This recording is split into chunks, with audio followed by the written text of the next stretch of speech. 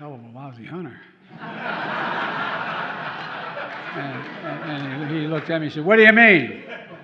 I said, "You need an AR-15. It's basically a semi-automatic that can, in fact, fire off 20, 30, 50, 60 rounds after the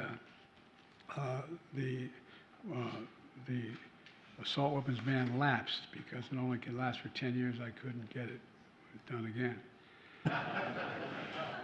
Mr. President, I know I speak for this bipartisan room of mayors when I thank you for having us here today. Thank you for the very deep participation that your administration has had in our meeting these last 3 days. And most importantly, thank you for your obvious commitment to our urban priorities these last 3 years. We're so very grateful.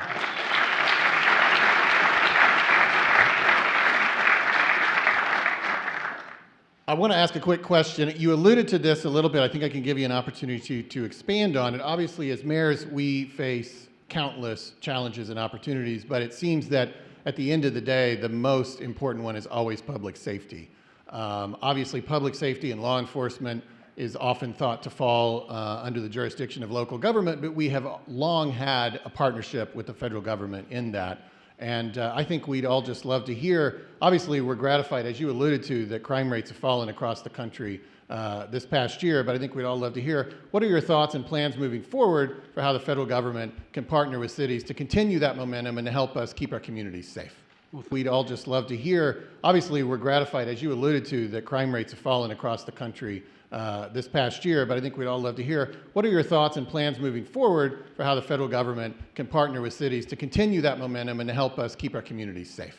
Mayor, look, I spent a significant portion of my career as chairman of the Judiciary Committee, which did almost all the crime legislation that exists.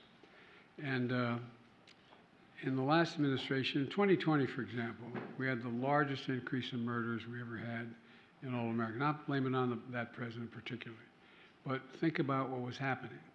We had a lot of crises going on. We had the beginning of the pandemic, which wasn't being acted on. We had a lot of people just very, very upset, worrying about where they were. Mental health was deteriorating.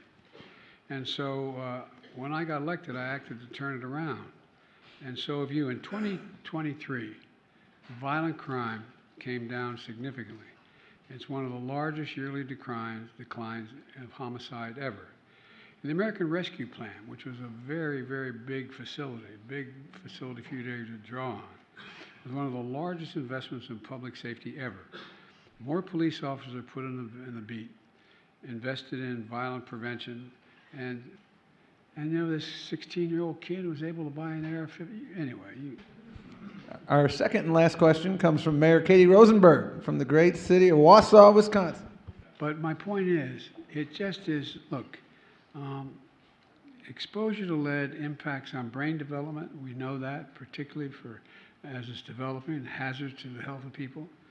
It can damage the brain and the kidneys, and interferes with the production of red blood cells that need to carry the hydrogen.